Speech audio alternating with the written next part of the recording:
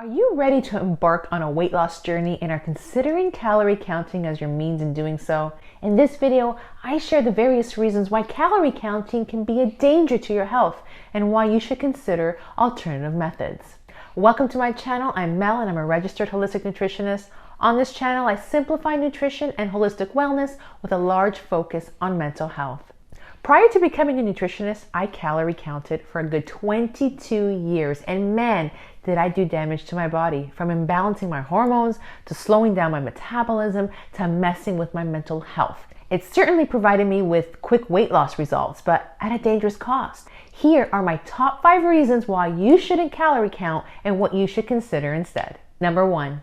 It's just not accurate. There is no definitive way to ensure accurate calorie counting because not everything we eat can be broken down into a science. For example, what you believe to be a medium apple may in fact be a small or a large apple. If you eat at a restaurant, things can get really tricky with trying to calorie count your order without knowing what the chef put into your dish. Further to this, people tend to overestimate or underestimate their exercise. So more often than not, you're either consuming too little calories or too many calories. Bottom line, the accuracy just isn't there. And if you're in fact eating too little calories on a daily basis, your body will suffer the consequences. Number 2, it's not sustainable.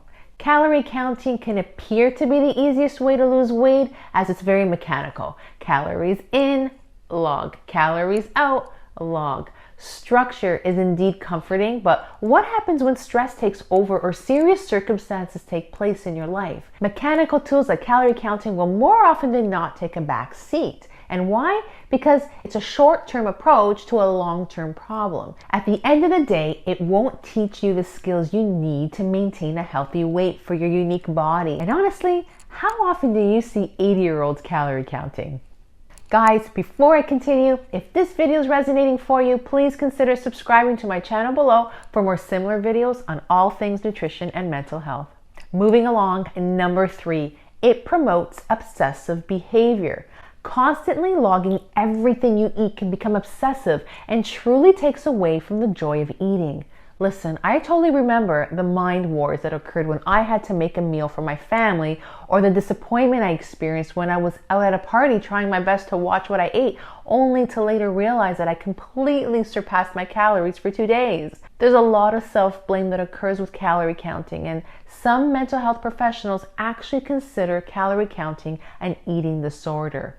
Food for thought. Number 4, it doesn't consider the individual's state of mind. Okay, so let's unpack this one a bit. If you, the user, input a goal that it's unrealistic, the calorie counter may warn you about your numbers, but it won't necessarily stop you unless you're extremely low with your daily caloric expectations. So if your goal is aggressive, you will receive an aggressive caloric goal that more often than not will fall way under your basal metabolic rate, which is the number of calories your body needs to function each day.